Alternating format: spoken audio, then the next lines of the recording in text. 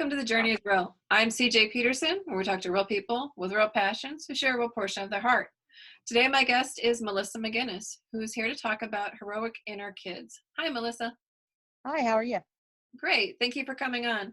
Could you share to our listeners exactly what Heroic Inner Kids is?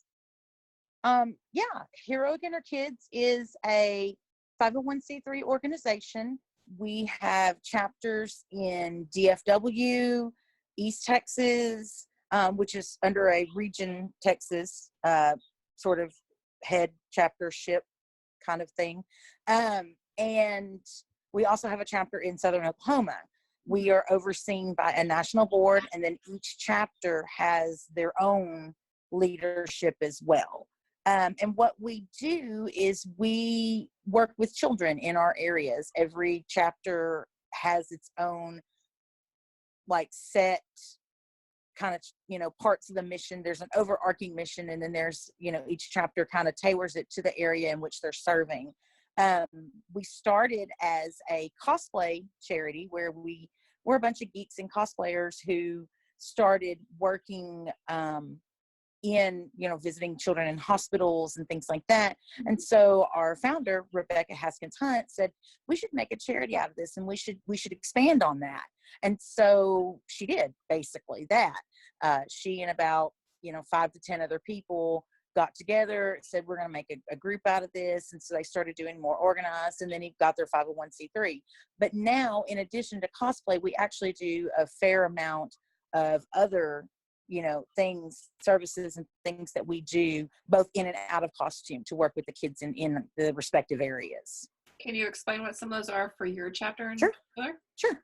I'm vice president external for the East Texas chapter. And one of the things that we do, we work a lot with libraries to help them with their programs, like summer reading programs, provide characters for, stuff like that. We do fundraising and helping other organizations like Make-A-Wish.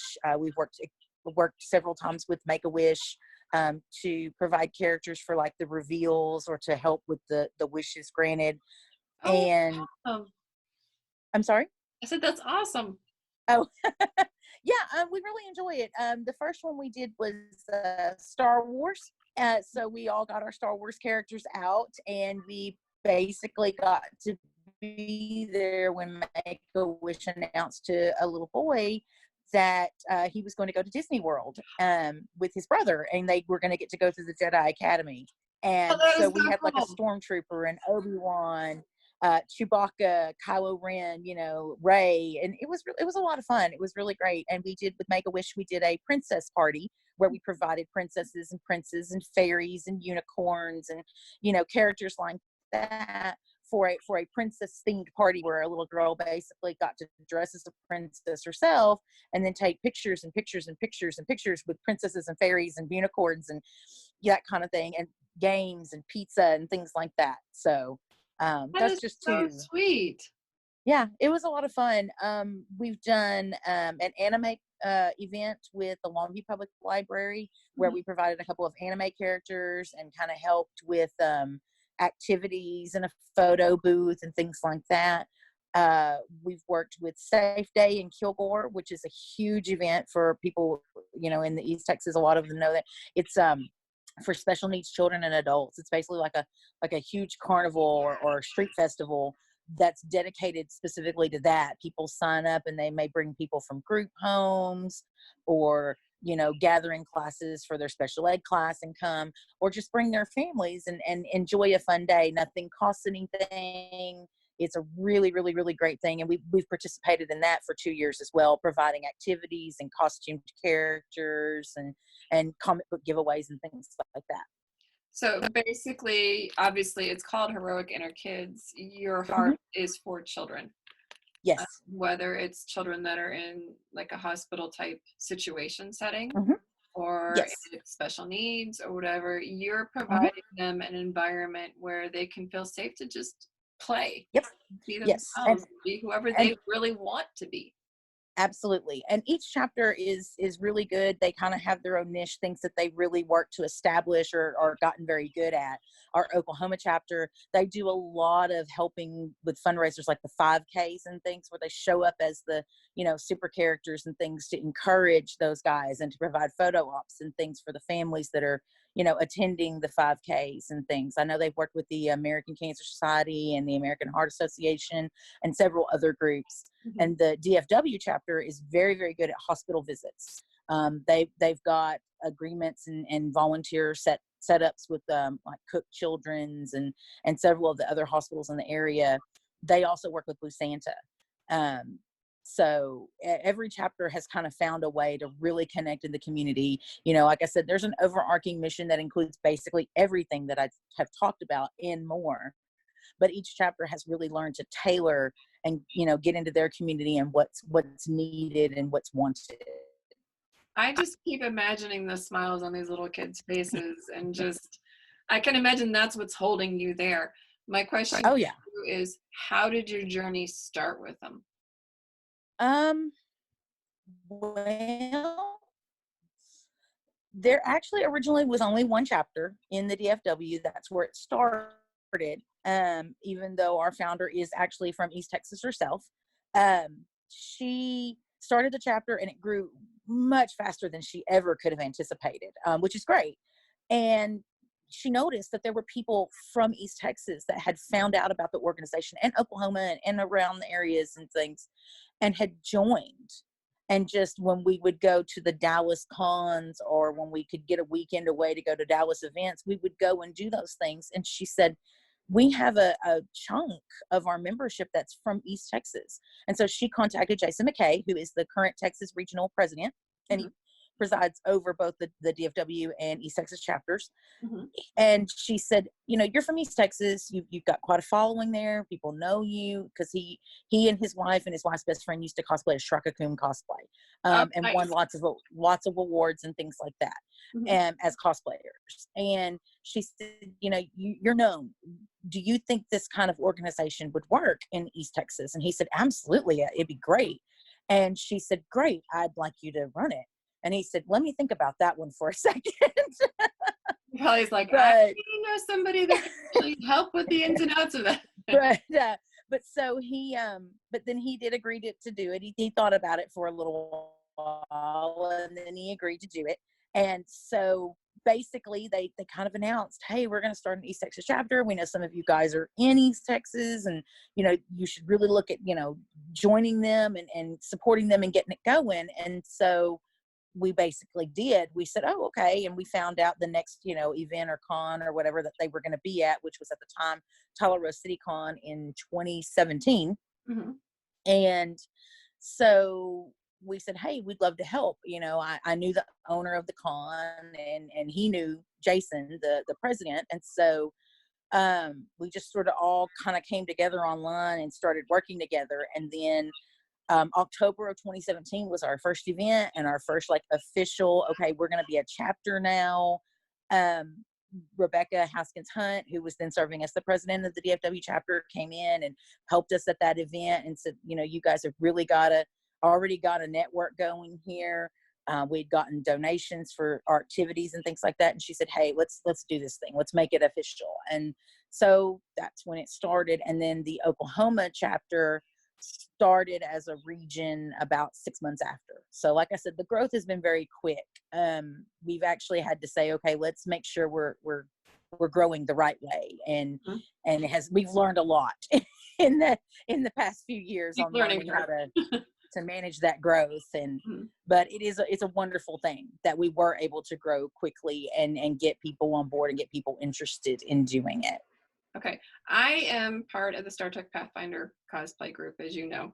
But some people aren't familiar with exactly what cosplay is. Can you tell my listeners exactly what that is, and sure, why people even do it? I mean, I know I do it, but why do people do it?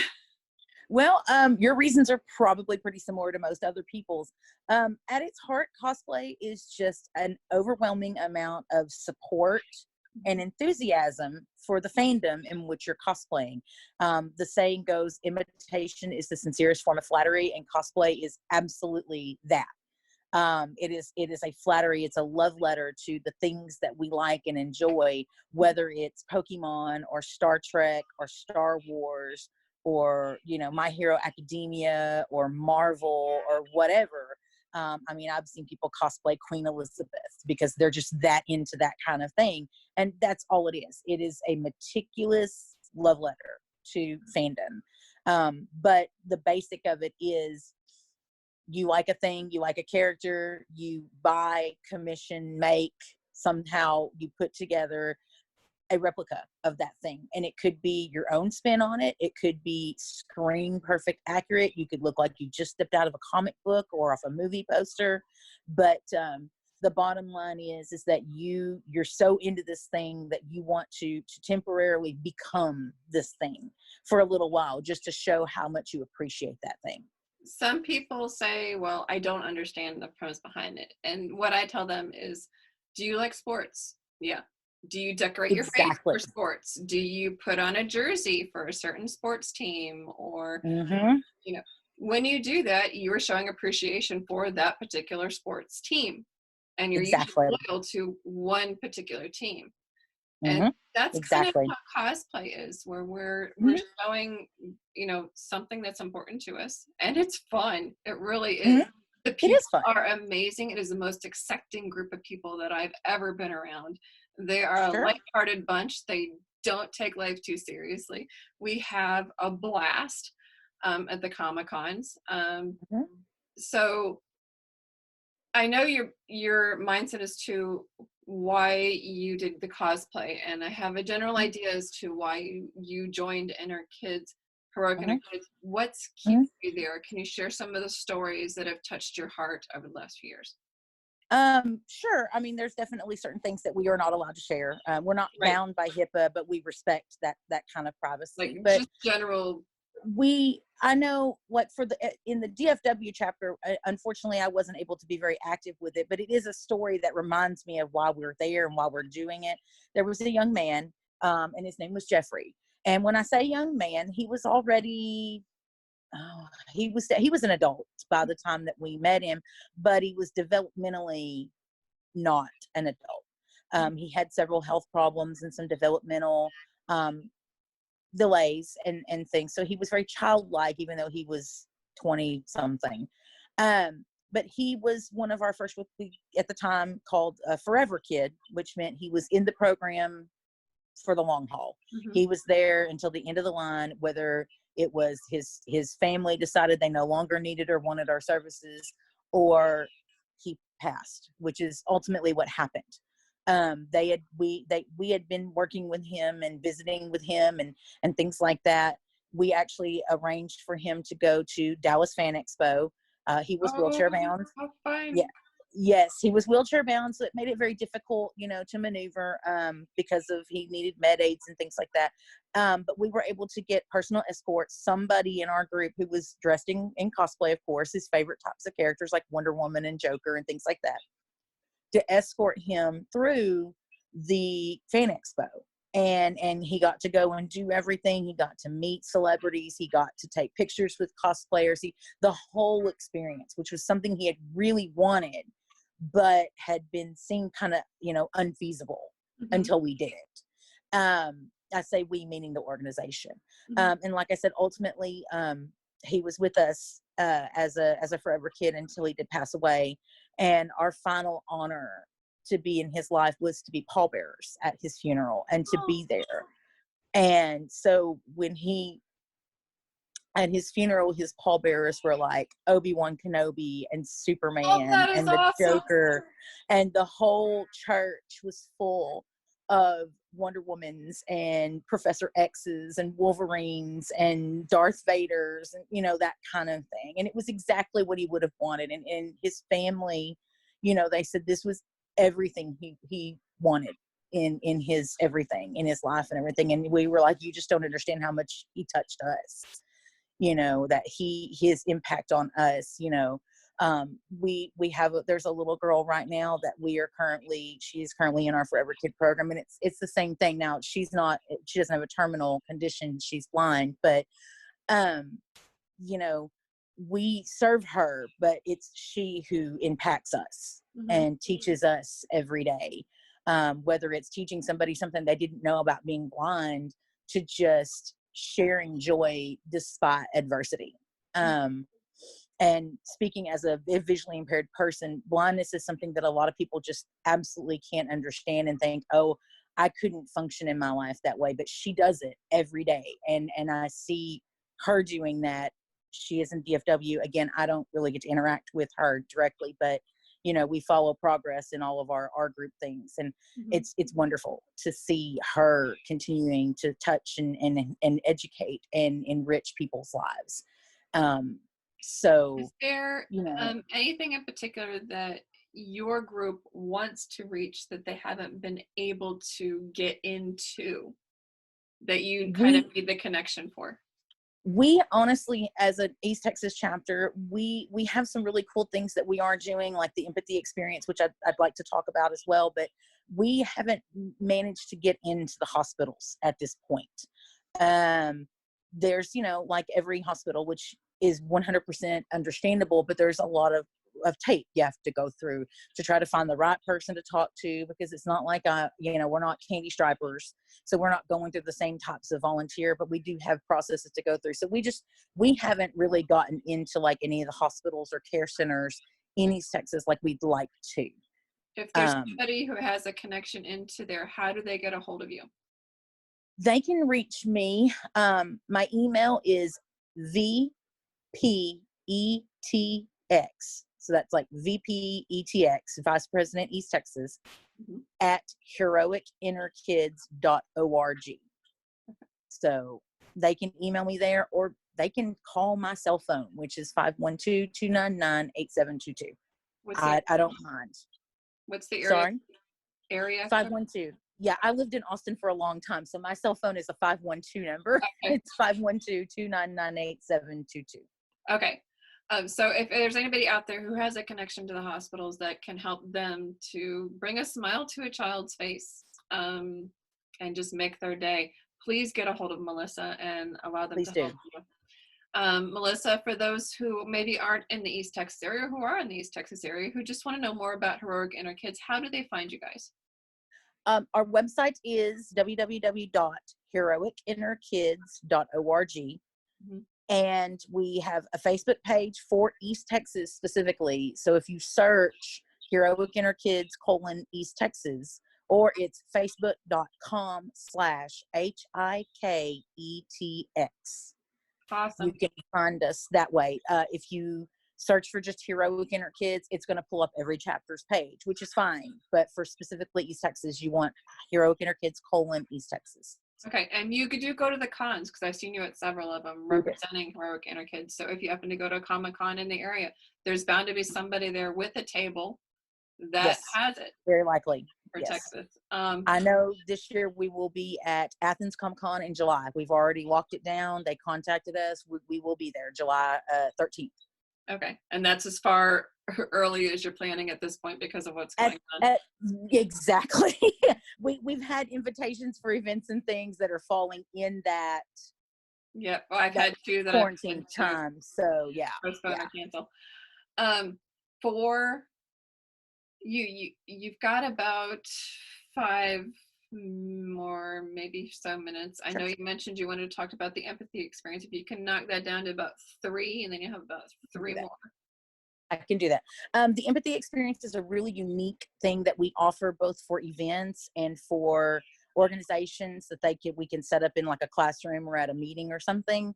It's basically a hands-on activity experience where you can actually kind of learn and do what it's like to be colorblind, visually impaired, deaf, have ADHD, food allergies, respiratory illnesses, mobility impairments, things like that. You can learn to walk with a white cane. You can see what it looks like when you're colorblind, and how the Hulk changes colors when you're colorblind, and the different types of colorblindness. So it's kind of actually like a day in the life of. So a moment, but yes, what somebody maybe that you know is going through. That's exactly it. It's a very personal project because many of us We help put together the exhibits because we are those things. We have those things. We have people who have food allergies. We have people with visual impairments. We have people who are colorblind. We have people who have mobility impairments. And so, these things are very personal to us, to teach, and kids love it. They really respond to it. They love learning to type their name in Braille and understanding how their friend who can't see might write and things like that. So it's an extremely rewarding experience, and it happens cosplay or no. So sometimes it's Wonder Woman, helping you do the thing, and sometimes it's just, me in a shirt, plain t-shirt, but it's a really fun thing. And it is something we said we do in classrooms, we do it at events, that kind of thing. Now, do they just contact you if they want to set it up? Yes. Okay, It'd be the same thing. Contact information in there. I will post the Heroic Inner Kids website, as well as the Facebook group for East Texas Heroic Inner Kids site, with this podcast. But for those who are listening, it is www. I'm going to have to read this to spell it. HeroicInnerkids.org. Yes, that's correct. You've got about 3 minutes left. Would you like to add anything else? I'm personally very blessed to be a part of this group. We love working with the kids. We love educating the public. One final, thing that has really been a blessing for me personally is the friendships we've made with each other. We're a family. We squabble like a family sometimes, but we're there for each other. We support each other. If someone's going through something, we get wind of it, we are all over that. We're trying to help somebody out, giving support, that kind of thing. And so, and the all of it. it. Yeah, the cosplay community as a whole is, they will back you. They are the most supportive people that I know, and they have got connections like you would not believe. Oh yeah, absolutely. Like, if they can help you, they will help you. Yeah. And they're just a fun-loving, great group of people. And that is partially because cosplayers come from every walk of life. You may be standing next to Wolverine in a line to meet, a celebrity. Well, you're standing next to the chief of security if you're standing next to me for Star Trek Pathfinder. I mean, exactly. But and the person next to you could be a teacher, a doctor. They could work at Walmart. They could be a writer. They could be a stay-at-home mom or a stay-at-home dad or a Starbucks barista or a substance abuse counselor. They could be anything. They could literally be anything. And so we have so many resources within our community just because of the type of community it is and where everybody comes from, that we can be there for each other. And definitely Heroic Inner Kids is like a microcosm of that. These aren't just people who also like the same things you do. These are people who have the same heart you do. They're there for the same reasons, and they're there for you, because if we can't take care of each other, we can't fulfill our mission. And people are sometimes embarrassed to either admit that they're a cosplayer or embarrassed to even potentially go to a Comic-Con.